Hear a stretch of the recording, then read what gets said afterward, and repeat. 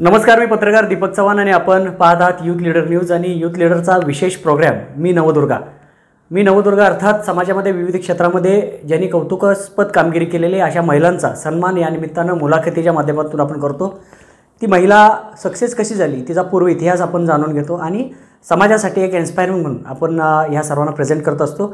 आणि नक्कीच आज या ठिकाणी आपण आलेलो आहे कल्याणीज डेंटल क्लिनिक हॉस्पिटल जे आहे आपण रोटरी क्लब जवळ गणेशनगर याच्या ज्या ओनर आहेत त्या डॉक्टर कल्याणी ज्यांचा आणि आमचा संपर्क गेल्या 20-25 वर्षापासून आहे।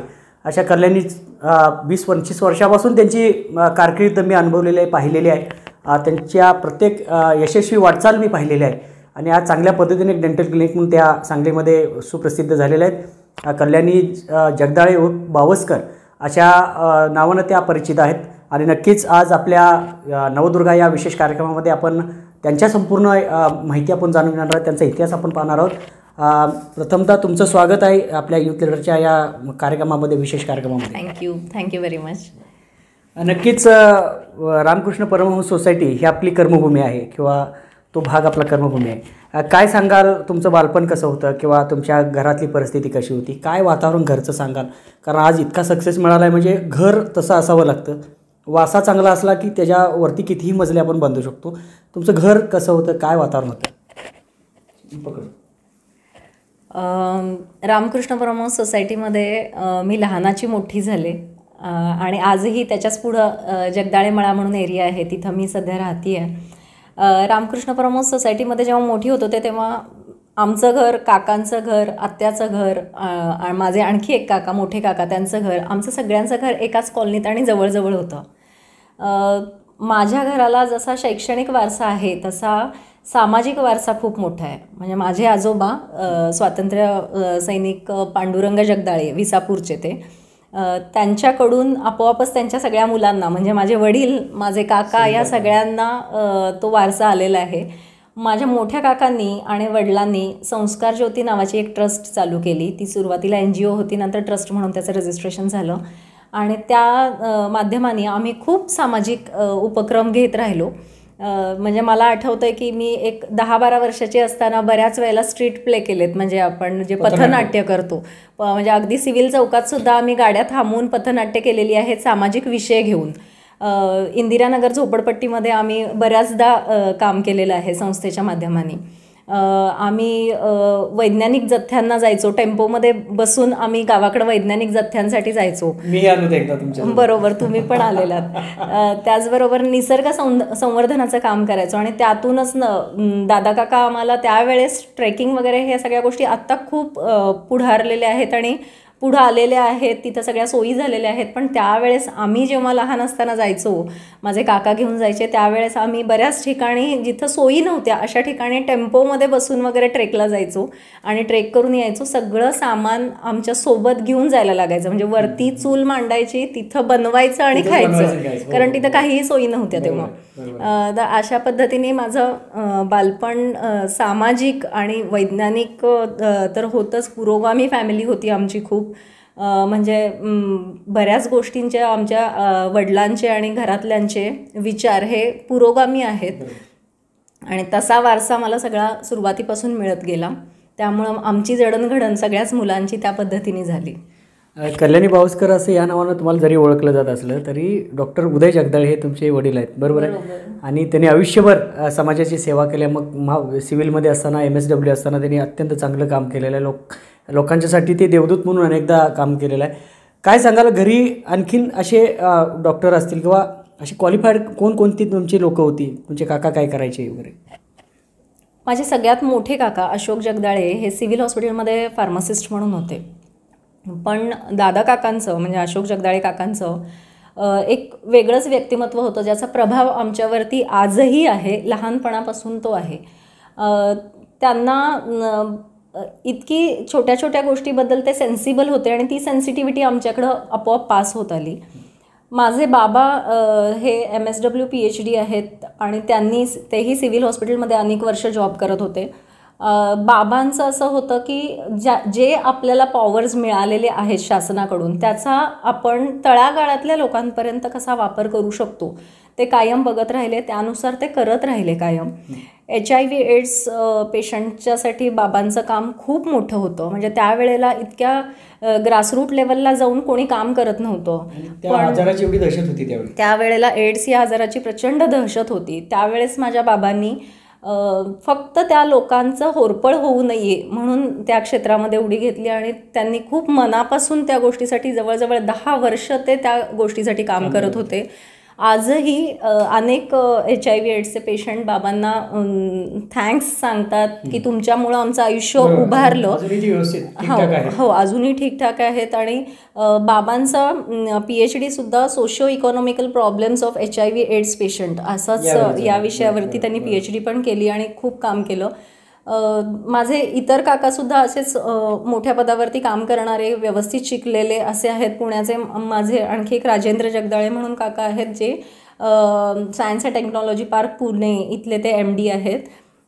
अशा प्रकारे शैक्षणिक वारसा घरात खूप मोठा होता, पण सेन्सिबल मन असणं ही गोष्ट खूप गरजेचं आहे. हे लहानपणापासून संस्कार होत गेले की तुम्ही कुठल्याही पदाला जा, शिक्षण तर घेणं अगदी म्हणजे लहानपणापासून हे सांगितलं की तुम्ही तुमच्या पायावर उभारलंच पाहिजे.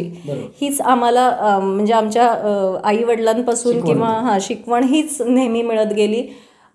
पण त्याच्याबरोबर तुम्ही तुमचं मन सेन्सिबल ठेवलं पाहिजे. तुम्ही समाजाचं काहीतरी देणं आहात, तुमचं ऋण आहे समाजाचं तुमच्यावरती, हे कायम तुमच्या डोक्यात असलं पाहिजे आणि त्या पद्धतीनेच तुमची वाटचाल असली पाहिजे. हे कायम आमच्यावर संस्कार होत राहिले.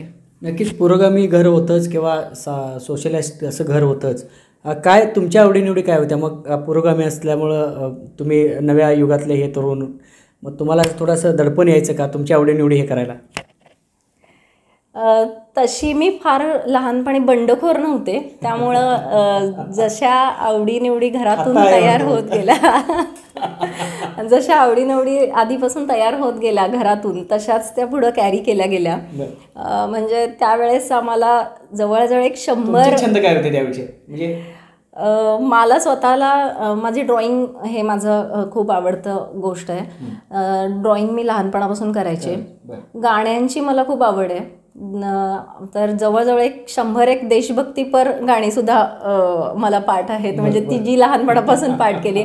आता अनेक सिनेमातली हॉलिवूड बॉलिवूड ही सगळी जरी पाठ असली तरी देशभक्तीपर गाण्यांचा खजिना एवढा आपल्याला दिसून येत नाही. पण 100 देशभक्तीपर गाणी मला आणि माझ्या बहिणीला दोघींना पाठ आहेत. मला सतार वाजवायला आवडतं. काही कारणांमुळं किंवा वेळेअभावी थोडी प्रॅक्टिस कमी होतीये, पण सतार वाजवणं हा एक माझ्या आवडीचं काम आहे. तसंच ट्रॅव्हलिंग म्हणजे भ्रमंती, मग ती साधी भ्रमंती म्हणजे इतर ठिकाणी जाणं असू दे किंवा त्यामध्ये पर्टिक्युलर विचारलं तर ट्रेकिंग, जसं आपण गड किल्ले जंगलं पालथी घालतो ह्याची आवड मला लहानपणापासून आहे. आणि अनेक ट्रेकिंग्स मी केलेले आहेत. सह्याद्रीमधले बरेच ट्रेक केलेले आहेत. आणि ती आवड आजही मला, म्हणजे माझे मिस्टर जे आहेत त्यांनाही ती आवड असल्यामुळं ती आवड माझी कंटिन्यू झालेली आहे. आणि चांगल्या पद्धतीने आजसुद्धा आम्ही ट्रेक करत असतो. म्हणजे लग्ना अगोदर सुद्धा तुम्ही ट्रेकिंगला मिस्टर असायचेच या सगळ्या संस्कार ज्योतीच्या माध्यमातून, आणि नंतरही तुमच्या आणि बळ मिळालं तुमच्या गोष्टीला.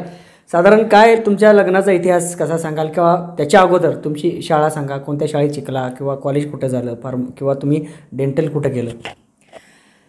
माझी शाळा पहिले बापटबाल, सांगलीमधलीच बापटबाल शिक्षण मंदिर. त्यानंतर पुरोहितमध्ये माझं 5वी ते 10वीचं शिक्षण झालं. 12वीपर्यंतचं पुरोहितमध्ये झालं.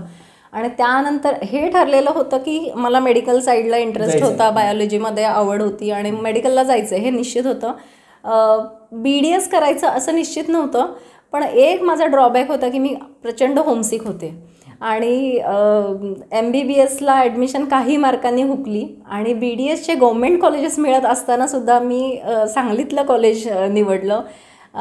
आणि सांगलीमध्ये वसंतदादा पाटील डेंटल कॉलेजमध्ये माझं BDS कंप्लीट झालं. म्हणजे त्यावेळेस ॲक्च्युली माझे मार्क्स म्हणजे माझं संपूर्ण एज्युकेशन फ्री ऑफ कॉस्ट झालेलं आहे, कारण माझ्या मार्क्सवरती मला ॲडमिशन्स मिळत गेल्या. मला कुठेही पैसे भरून ॲडमिशन कधी घ्यावी नाही लागली. गुणवत्तेवर तुम्ही शिकला? गुणवत्तेवरती शिक्षण झालं माझं सगळं. आणि त्यानंतर लग्न झालं म्हणजे सचिन हा माझा बालपणीचा मित्र आहे. अगदी रस्त्यावरचे मी जसं सांगितलं पथनाट्य करणं, भ्रमंतीपर्यंत संस्कार वर्ग घेणं, अशा अनेक गोष्टींमध्ये मी आणि सचिन एकत्र असायचो.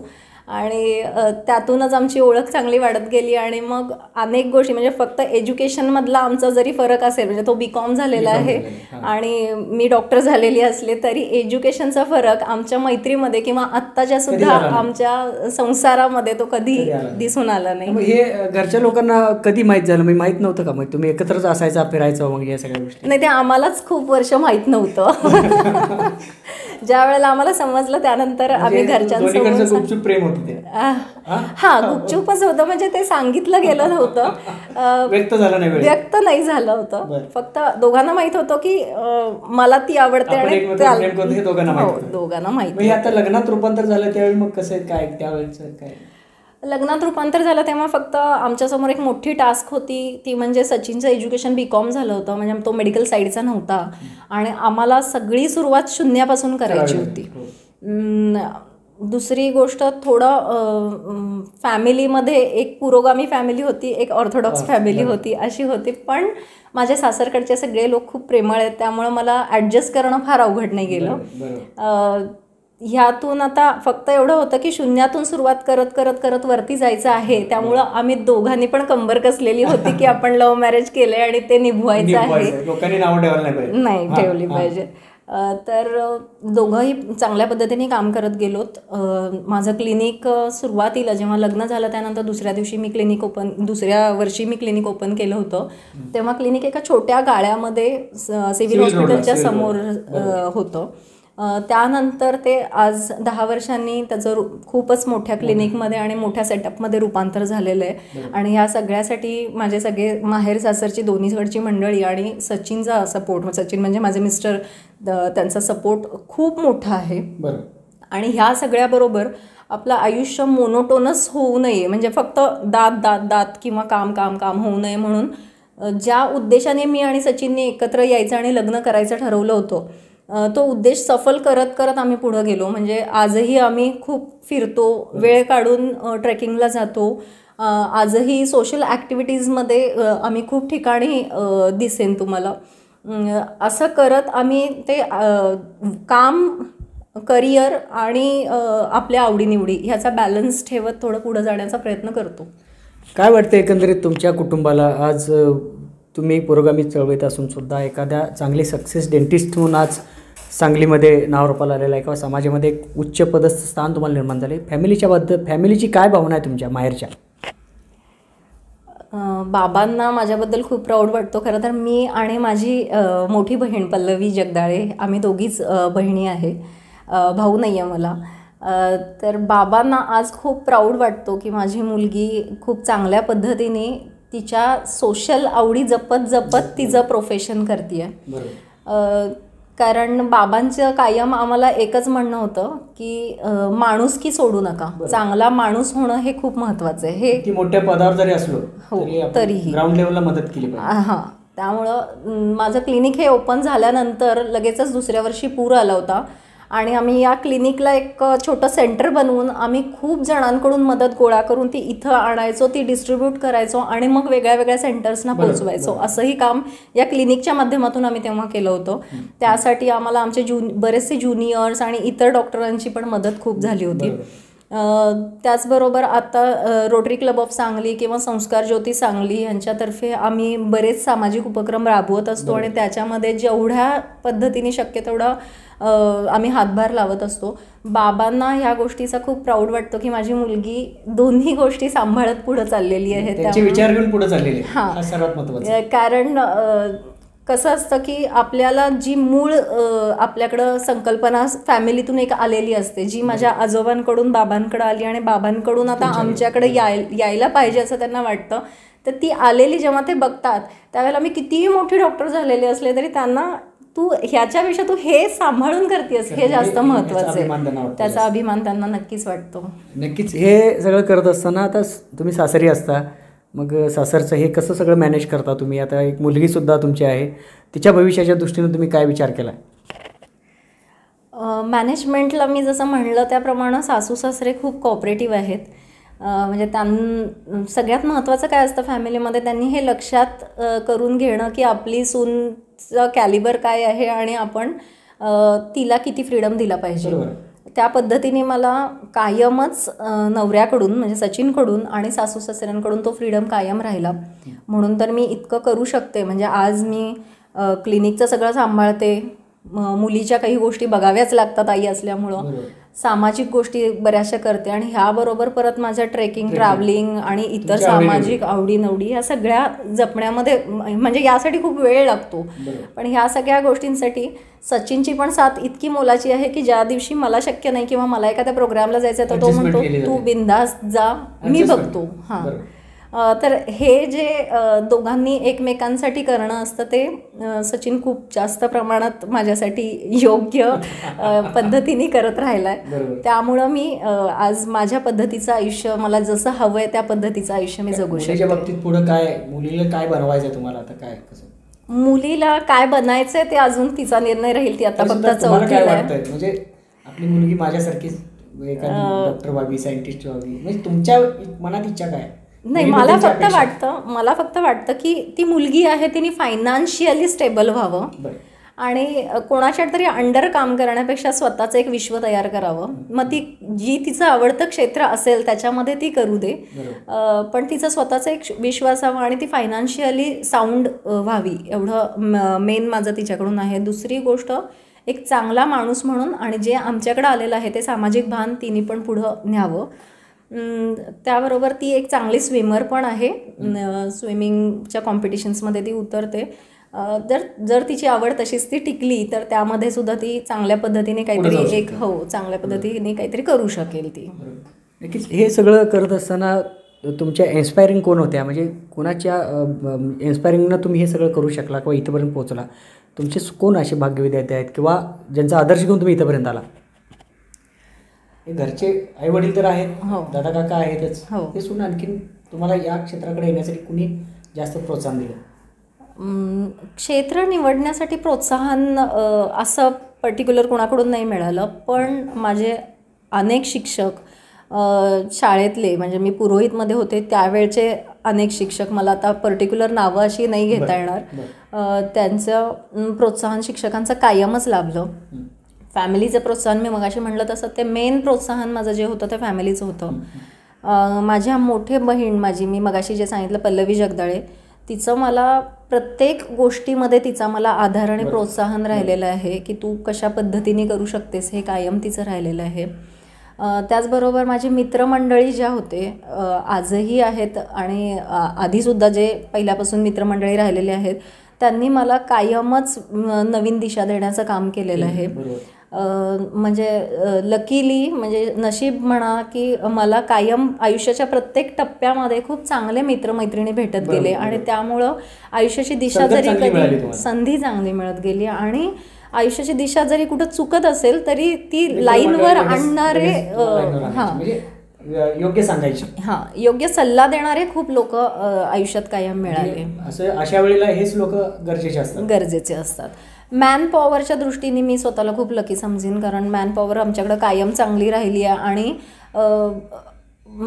कटू कारस्थान करणारी लोक भेटली नाहीत, चांगली लोक भेटली, चांगल्या उंचीवर पोहोचला आहेत. आणि त्यामुळं ते एक कॉम्पिटिटिव्ह म्हणण्यापेक्षा आपण जे दुसऱ्यांबरोबर कंपॅरिझन करून एकमेकांचा पाय ओढून वरती जाणं, स्पर्धा करणं, ह्या गोष्टी कधी नाही त्या रुजल्याच नाहीत आणि जमल्या नाही, आणि त्यामुळं माझ्या स्वतःच्या प्रोफेशनमध्ये सुद्धा मला ते कधी जमलं नाही. आता हे कल्याणीच म्हणून जे तुम्ही सेंटर सुरू केलेलं आहे किंवा तुमचं हे केंद्र आहे, नेमकं काय या माध्यमातून तुम्ही सेवा देताय, कशा प्रकारच्या सेवा देताय? डॉक्टर कल्याणीज फॅमिली डेंटल क्लिनिक हे पहिल्यांदा मी जसं सांगितलं छोट्या प्रमाणात छोटं क्लिनिक होतं, ते आता आम्ही मोठ्या प्रमाणात केलेलं आहे. ह्या सगळ्यामध्ये आमच्या ज्या पेशंटने आमच्यावर दाखवलेला विश्वास ही खूप मोठी गोष्ट आहे. तर बाबा कायम मला म्हणायचे की डेंटिस्ट सगळेजण असतात, तुझ्यात युनिक काय आहे ते सांग. वेगळेपणा काय? वेगळेपणा, तुझा वेगळेपणा काय आहे तो जप म्हणजे तुमच्याकडे आणि तो काय आहे वाढव. रुग्णांनी? हां, बरोबर. कारण आज तुम्ही बघितलं तर अनेक डेंटिस्ट आपल्या एरियामध्ये आहेत, पण तुझ्याकडं काय वेगळेपण आहे. मग ह्या गोष्टीवर विचार केल्यानंतर मला हे कळलं की मी पुढच्या माणसाचं कदाचित ती सेन्सिटिव्ह नेचर असल्यामुळं पुढच्या माणसाची पेन मला समजते, बरोबर. त्यामुळं त्याचा मला माझ्या प्रोफेशनमध्ये खूप उपयोग होतो.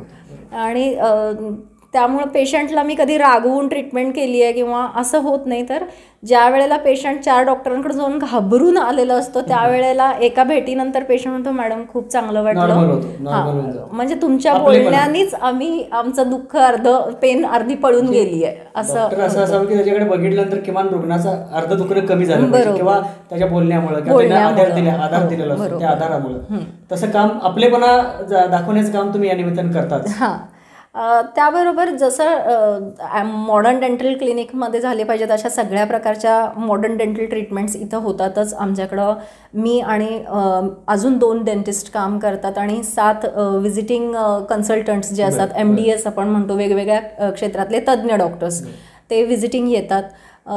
मला सांगायला आवडेल की आमच्या क्लिनिकमध्ये संपूर्ण स्टाफ हा लेडीज डॉक्टरांचा, लेडीज सिस्टर आणि सोशल मीडिया मॅनेजर लेडीज, असं सगळं मिळून आमचं एक वुमन एम्पॉवरमेंटचं एक छोटंसं युनिट आहे. तर या पद्धतीने आमचं काम चांगलं चाललेलं आहे आणि बऱ्याच लोकांकडून, बऱ्याच पेशंटकडून खूप कौतुकाची थाप आम्हाला मिळते. त्यामुळं आम्हाला त्याचा खूप अभिमान वाटतो. काय आता पुढं, आता हे तर क्लिनिक आहेच किंवा तुमचं केंद्र चांगल्या पद्धतीने सुरू आहेच, काय तुमच्या पुढच्या भावना आहेत किंवा तुमच्या पुढच्या दिशा काय असतील? मला सध्या तरी डेंटल क्लिनिकमध्ये, आमच्याच क्लिनिकमध्ये अजून काही ॲडव्हान्स ट्रीटमेंट्स आहेत ज्या अवेलेबल झालेल्या नाही आहेत, अजून प्रयत्न चालू आहे. हां, त्या सगळ्या इथं अवेलेबल करण्याचा प्रयत्न आमचा चालू असतो. त्यासाठी अनेक नवीन नवीन कोर्सेसना मी ॲडमिशन्स घेत असते. ते कोर्सेस पूर्ण करून ते परत इथं आणून इम्प्लिमेंटेशन करायचं, हा प्रयत्न माझा सतत चालू असतो. कारण आपण अपग्रेड राहिलं पाहिजे आणि नवीन नवीन गोष्टी ज्या येत आहेत त्या आपण आपल्या गावापर्यंत, म्हणजे सांगलीपर्यंत पोचवून त्या पेशंटना देता आल्या पाहिजेत. ही आपली कर्मभूमी आहे, त्यामुळे इथं जास्तीत देणं, हां, आपण इथं ते करणं जास्त गरजेचं आहे.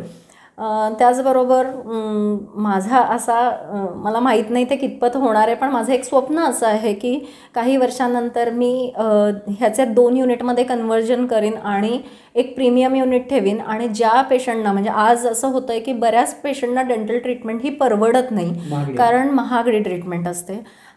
त्यामुळं मला एक युनिट असं चालू करायचं आहे की ज्यामध्ये मी ज्यांना परवडत नाही आहे पण गरजेची ट्रीटमेंट आहे त्यांना कमीत कमी खर्चामध्ये, सवलतीच्या दरामध्ये मी डेंटल ट्रीटमेंट्स कशा प्रकारे उपलब्ध करून देऊ शकेन अशा पद्धतीने ते एक युनिट चालू करायचं माझ्या डोक्यात आहे. पण ते कधीपर्यंत होईल ह्याचा मला अंदाज नाही, पण माझी वाटचाल त्या दिशेने चालू आहे.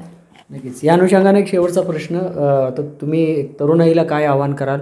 आज अनेक तरुणाई थोडी गोंधळलेली असते, मग 10वी-12वी झाल्यानंतर आईवडील आता बऱ्याचदा जॉबला वगैरे असतात, त्यामुळे आईवडीलसुद्धा मार्गदर्शन करू शकत नाहीत आपल्या मुलांना वगैरे जास्त. तर अशा मुलांना काय सांगू शकता? करिअरच्या दृष्टीनं तुमचे काय सल्ले राहतील? माझं सगळ्यांनाच हे म्हणणं आहे की आपण फायनान्शियल फ्रीडम आपल्याला मिळालं पाहिजे आणि त्याची सुरुवात अगदी आपण शाळा कॉलेजेसमध्ये असल्यापासून केली पाहिजे. कारण आजच्या घडीला ज्या पद्धतीने समाज ज्या दिशेने चाललेला आहे, तुमचं फायनान्शियल फ्रीडम ही गोष्ट किंवा तुम्ही फायनान्शियली स्टेबल असणं, आर्थिकदृष्ट्या सबळ असणं ही गोष्ट खूप महत्त्वाची आहे. याचबरोबर तुम्ही अभ्यास करताना संपूर्ण झोकून देऊन एखाद्या क्षेत्रात, म्हणजे आता दीपक दादांचं पण तुम्हाला सगळ्यांना माहीत असेल की त्यांचं जे झोकून देऊन काम करणं आहे एखाद्या क्षेत्रामध्ये, कुठल्याही क्षेत्रात झोकून देऊन काम करणं ही गोष्ट खूप जास्त महत्त्वाची आहे. मग तुमचं क्षेत्र कुठलंही असू दे, म्हणजे मला MBBS व्हायचं होतं, मला MBBSला ॲडमिशन नाही मिळाली, आता BDSला मिळाली, मी काय करू म्हणून रडत बसण्यापेक्षा त्या संधीचं मी सोनं कसं करू शकेन आणि त्यातून मी वेगळेपणाने कशी उतरू शकेन ह्या गोष्टीचा विचार करत आपण पुढं गेलो तर कितीही सॅच्युरेशन असू दे, कितीही त्यात बाहेर पडलेले, म्हणजे आता इंजिनिअरिंगमध्ये सॅच्युरेशन आहे, डेंटलमध्ये सॅच्युरेशन आहे, अनेक अपयश आलेली लोक असतात किंवा सॅच्युरेशन खूप असतं की आता ह्यात मी अजून काय करू, म्हणजे आणखी एक डेंटिस्टची भर घालून मी काय करू. पण तुमचं वेगळं पण तुम्ही जपलं ना तर तुम्हाला यश नक्की मिळतं. तुमच्याकडे क्वालिटी आहे, क्वालिटी आणि तुमचं एक वेगळं पण ओळखा काय आहे आणि ते वेगळं पण जपण्याचा प्रयत्न करा. आयुष्यात तुम्ही आपोआपच सक्सेसफुल होत जाता. दुसरी गोष्ट, एक आवडलं नाही म्हणून सोडणं आणि दुसरं पकडणं, हां, डायव्हर्ट होणं, हे पण चुकीचं आहे, घातक आहे. त्यामुळं एक तुमचा जो तुम्ही ठरवलेली आहे ती गोष्ट तडीच न्या, मग दुसऱ्या, हां, भले वेळ लागेल, ती तडीच न्या आणि मग दुसऱ्या गोष्टीमध्ये स्विच व्हा. तुम्ही 4-5 वेगळे बिझनेस केले किंवा प्रोफेशन्स केले तरी हरकत नाही. जे मुख्य ध्येय आहे, हां, ते मुख्य ध्येय तुम्ही कायम ठेवलं पाहिजे आणि त्या ध्येयाच्या दिशेने तुम्ही कायम पुढं सरकत राहिलं पाहिजे. यश अपयश हे येणार, शेवटी आयुष्य हे यश आणि अपयश मिळूनच तयार होत असतं. त्यामुळे अपयशाने खचून न जाता काम करत राहणं, एक ध्येय निश्चित करून आणि त्यात कन्सिस्टन्सी ठेवणं इतकंच महत्त्वाचं आहे. तर नक्कीच आपण डॉक्टर कल्याणी यांच्याशी बातचीत केलेली आहे. आपल्या आजच्या नवदुर्गा म्हणून आपण त्यांना फोकस केलेला आहे. बऱ्याच आमच्या व्ह्युअर्सना डॉक्टर कल्याणीच एवढंच हे माहीत आहे, इथं त्यांचा डेंटलचा दवाखाना आहे किंवा त्या डॉक्टर आहेत, पण त्या इथंपर्यंत कशा पोचल्या, त्यांचा हा प्रवास कसा झाला किंवा घरची परिस्थिती त्यांची कशी होती. कारण प्रत्येकाला माहीत असावं की एखादा सक्सेस माणूस जर झाला असेल तर त्याच्या मागचं फार मोठं बॅकग्राऊंड असतं. त्याला घडवणारी अनेक मोठमोठी यंत्रणा मागं राबलेली असते. मग त्यामध्ये आईवडील असतील, कुटुंब असेल, त्याचे शिक्षक असतील, मित्र असतील, सहकारी असतील, इवन लग्न झालं असेल तर त्यांचे सासरचे लोक असतील. सगळ्याच गोष्टींचा विचार करूनच माणूस पुढे सक्सेस होत असतो. आणि नक्कीच डॉक्टर कल्याणीज यांनी जो इतिहास त्यांचा सांगितला तो इतिहास नव्या पिढीसाठी फारच इन्स्पायरिंग आहे. कारण त्यांनी एकच ध्येय ठेवलं आणि त्या ध्येयामध्ये ते साध्य करण्यासाठी त्यांनी जीव ओतून त्यामध्ये काम केलं, जीव ओतून त्यामध्ये मेहनत केली. आणि म्हणूनच आज त्यांनी छोटंसं रोपडं एका क्लिनिकच्या रूपानं लावलं होतं सिव्हिल रोडला. त्यांच्या पहिल्या क्लिनिकसाठी सुद्धा मी जाऊन आलो होतो. आणि आज मला अभिमान वाटतो की 10 वर्षानंतर त्यांनी फार मोठ्या एक कॉर्पोरेट दर्जाचं असं हे क्लिनिक आणि दवाखाना या ठिकाणी जो सुरू केलेला आहे. खरोखरच हे क्लिनिक जरी मोठं असलं तरी कल्याणीज असेल किंवा त्यांचं जगदाळे कुटुंब असेल किंवा बावस्कर कुटुंब असेल, हे मनानं फार चांगली लोकं आहेत. लोकांनी कधीही निसंकोचपणे कल्याणीज डॉक्टर यांच्याकडे आलं तरी त्यांना सेवा द्यायला सज्ज आहेत. जाता जाता त्यांनी सांगितलं की ध्येयापुढं कुठेही थांबू नका, खचून जाऊ नका. ध्येय तुमच्या हातात साध्य करायला थोडाफार मागं पुढे विलंब लागतो, पण असं काही नाही की ध्येय आपल्यापासून कुठं पळून जाणार आहे. पण ध्येयाच्या पाठीमागं तुम्ही लागा, इतकं पाठीमागं लागा की ध्येय घाबरून तुमच्यापर्यंत आलं पाहिजे आणि तुमच्या त्या सगळ्या मार्गाला यश आलं पाहिजे. या गोष्टी त्यांनी या नव्या पिढीला सांगितलेल्या आहेत. आणि नक्कीच आम्हीसुद्धा त्यांच्यासोबत ज्या जथे वगैरे जायचे त्या ठिकाणी मी सुद्धा त्यांच्यासोबत काम केलेलं आहे. यालाही 20 वर्षे ओलांडले असतील. त्यावेळी आम्ही एकत्र काम केलेलं आहे आणि त्यावेळीपासून आम्ही डॉक्टर कल्याणीजींना, त्यावेळी आम्ही कल्याणी ताई म्हणायचो त्यांना, कारण आमच्यापेक्षा मोठ्या होत्या तिथं त्यावेळी आमच्या ह्या सगळ्या ग्रुपमध्ये. त्यामुळे आम्ही त्या ताईसोबत आज डॉक्टर कल्याणीपर्यंत आम्ही आलेलो आहोत. त्यामुळे आम्हालाही अभिमान वाटतो की आमची त्यावेळची एक ताई जी आम्हाला सातत्यानं आमच्यासोबत गाणी म्हणायची, आमच्या संग दंगामस्ती करायची, ती आज एका मोठ्या डेंटल क्लिनिकचे एक ओनर आहे आणि एक चांगली क्वालिफाईड डॉक्टर म्हणून आज समाजामध्ये नावारूपाला आलेले आहे. तर नक्कीच कल्याणी यांना मी नक्कीच शुभेच्छा देईन. आणि नवदुर्गा या आमच्या विशेष कार्यक्रमाच्या अनुषंगाने त्यांनी आम्हाला वेळ दिला आणि नक्कीच त्यांच्या सगळ्या भावना ह्या आमच्या दर्शकापर्यंत त्यांनी पोहोचवल्या. त्याबद्दल आम्ही त्यांचं मनापासून ऋणी आहोत. त्यांचं डॉक्टर कल्याणीज फॅमिली डेंटल क्लिनिक हे अधिकाधिक भरभराटेल हो. त्यांनी सांगितल्याप्रमाणे त्यांच्या 2 शाखा लवकरात लवकर हो, जेणेकरून गोरगरिबांनाही या तुमच्या सेवांचा लाभ मिळावा. आणि सर्वात महत्त्वाची बाब त्यांनी सांगितली म्हणजे ज्या ट्रीटमेंट इथं होत नाहीत त्या ट्रीटमेंटच्या संदर्भात इम्प्रूव्हमेंट करण्याची एक त्यांच्या मनामध्ये जिद्द आहे. त्या सेवासुद्धा इथं आणण्याचा त्यांचा प्रयत्न आहे. नक्कीच त्यांच्या सेवेला आमच्या युथ लीडर परिवाराचा सलाम आहे. आणि तुमच्या कोणत्याही पुढच्या सगळ्या यशामध्ये आम्ही नक्की तुमच्यासोबत आहोत. तुमचे सगळे रुग्ण मित्र तुमच्यासोबत आहेत. त्यामुळे तुम्ही असंच पुढे जावं आणि युथ लीडरला तुम्ही वेळ दिला त्याबद्दल खरोखर मनापासून धन्यवाद आहे. थँक्यू.